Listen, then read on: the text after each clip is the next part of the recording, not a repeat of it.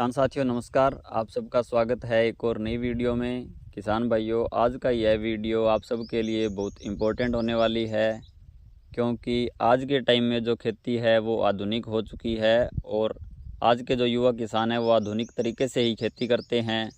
ऐसे में बहुत से प्रोडक्ट हमें मार्केट में देखने को मिलते हैं जो कि हम अक्सर अपने खेत के अंदर डालते हैं, जबकि पहले जो खेती करते थे वो किसान अक्सर डीएपी और यूरिया ही डालते थे। लेकिन अब मार्केट के अंदर बहुत से प्रोडक्ट आते हैं जिनका इस्तेमाल हम खेती करने के लिए करते हैं। आज की इस वीडियो में हम बात करने वाले हैं माइकोराइज़ा और ह्यूमिक एसिड के बारे में, क्योंकि जब भी किसान भाई दुकानदार के पास पौधे के अच्छे विकास के लिए कोई प्रोडक्ट मांगते हैं तो या तो दुकानदार उन्हें माइकोराइज़ा या फिर ह्यूमिक एसिड रिकमेंड करता है। ऐसे में किसान कन्फ्यूजन में रहता है कि कौन सा प्रोडक्ट वो ले जिससे कि उसकी फसल की ग्रोथ अच्छी हो सके, जड़ों का विकास अच्छा हो, ज़्यादा सफ़ेद जड़ें निकले।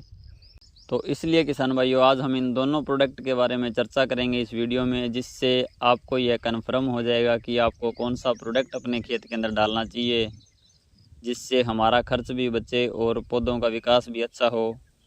साथियों, सबसे पहले बात करते हैं माइकोराइज़ा की। तो यह एक कवक होती है किसान भाइयों। वैसे तो कवक फसल को नुकसान भी पहुंचाती है, लेकिन यह जो कवक होती है यह मित्र कवक होती है और यह पौधे की जड़ों के साथ सहजीवी संबंध बनाती है। यानी कि यह कवक पौधे की जड़ों के ऊपर रहेगी और बदले में पौधे को पोषक तत्व देगी। जो पोषक तत्व मिट्टी के अंदर पड़े रहते हैं उनको यह जड़ों को प्रोवाइड कराती है, जिससे जो पोषक तत्व हैं वो पौधे में जाते हैं तो अच्छी ग्रोथ हमें देखने को मिलती है। यह माइकोराइज़ा दो फॉर्म में आता है किसान भाइयों, जिसमें एक तो ग्रेन्युअल फॉर्म में आता है और दूसरा आता है पाउडर फॉर्म में। इसमें से जो ग्रेन्युअल माइकोराइज़ा है इसको सामान्य रूप से बेसल डोज के अंदर यूज़ किया जाता है और बेसल डोज में डालना ही ज़्यादा फ़ायदेमंद रहता है। ये अलग अलग कंपनी का अलग अलग नाम से आता है, जैसे धानुका कंपनी का माइकोर नाम से आता है। इसके अलावा दयाल कंपनी का धरती गोल्ड नाम से आता है। इसकी मात्रा हमें 4 किलोग्राम प्रति एकड़ के हिसाब से रखनी होती है। इसके अलावा टाटा रैलीज़ का माइकोराइज़ा आता है रैली गोल्ड नाम से। इसका भी उपयोग हमें 4 किलोग्राम प्रति एकड़ के हिसाब से करना चाहिए। इसमें से किसी भी एक माइकोराइज़ा को हम फसल के अंदर जड़ों के विकास के लिए डाल सकते हैं। अब अगर हम बात करें पाउडर फॉर्म वाले माइकोराइज़ा की, तो मार्केट में यह भी बहुत सारी कंपनियों का आता है, जिसे हमें ड्रेंचिंग के माध्यम से इस्तेमाल करना होता है। यह सुमिटोमो कंपनी का नेचर डीप नाम से आता है। आईएफसी यानी कि इंडियन फार्मर कंपनी का माइकोराइज़ा ग्रोथ नाम से आता है। इसकी आपको 100 ग्राम मात्रा को 200 लीटर पानी के अंदर घोल बनाकर ड्रेंचिंग करना होता है। लेकिन यहाँ इस बात का आपको ध्यान रखना है कि माइकोराइज़ा ड्रेंचिंग करने के 8 से 10 दिन पहले या 8 से 10 दिन बाद तक हमें किसी भी प्रकार के रासायनिक फंगिसाइड का उपयोग हमारी फसल के अंदर नहीं करना है, क्योंकि यह भी एक कवक होती है और फंगिसाइड का इस्तेमाल करने से यह नष्ट हो जाती है, यानी कि यह मित्र कवक ख़त्म हो जाएगी।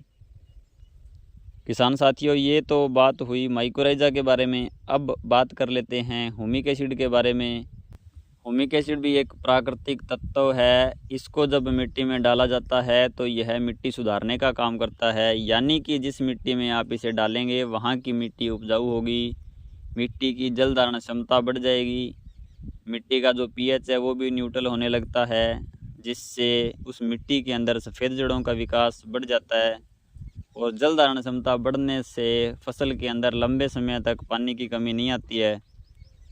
बहुत सारे किसान भाई इस ह्यूमिक एसिड को पत्तों के ऊपर छिड़काव के लिए इस्तेमाल करते हैं।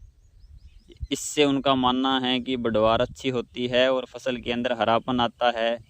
ये बात सही है किसान भाइयों, लेकिन ड्रेंचिंग में इसका इस्तेमाल करने से ज़्यादा अच्छे रिजल्ट हमें देखने को मिलते हैं। मार्केट में ह्यूमिक एसिड भी बहुत सारी कंपनियों का आता है, जैसे पीआई का हमसोल नाम से आता है। इसकी ड्रेंचिंग में 1 लीटर मात्रा प्रति एकड़ के हिसाब से और स्प्रे के लिए 500 ग्राम मात्रा प्रति एकड़ के हिसाब से इस्तेमाल करनी होती है। इसी प्रकार से मल्टीप्लेक्स का जीवरस नाम से आता है। बात करें इसके उपयोग की सही मात्रा की तो इसकी भी ड्रेंचिंग के अंदर 1 लीटर प्रति एकड़ और छिड़काव के लिए 500 ग्राम प्रति एकड़ इस्तेमाल करें। IFC कंपनी का बिग पावर नाम से आता है। लगभग इसकी 150 ग्राम मात्रा स्प्रे के लिए और 200 ग्राम मात्रा ड्रेंचिंग के लिए इस्तेमाल करनी होती है। यानी कि यह बहुत सी कंपनियों का आता है, लेकिन इसकी हर कंपनी की अलग अलग डोज हमें डालनी होती है। किसान साथियों, हमने बात कर ली माइकोराइज़ा की और ह्यूमिक एसिड दोनों की। अब बात आती है कि माइकोराइज़ा और ह्यूमिक एसिड में से कौन सा ज़्यादा फ़ायदेमंद है।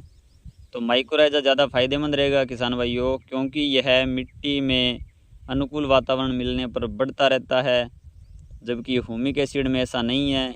इसलिए आप माइकोराइज़ा को अपनी फसल के अंदर डालें। साथियों, आज की इस वीडियो में हमने बात की ह्यूमिक एसिड और माइकोराइज़ा के बारे में। उम्मीद करता हूँ आपको यह जानकारी उपयोगी लगी होगी, इसलिए वीडियो को ज़्यादा से ज़्यादा किसान भाइयों के साथ शेयर करें। मिलते हैं ऐसी ही किसी नई वीडियो में, तब तक के लिए धन्यवाद।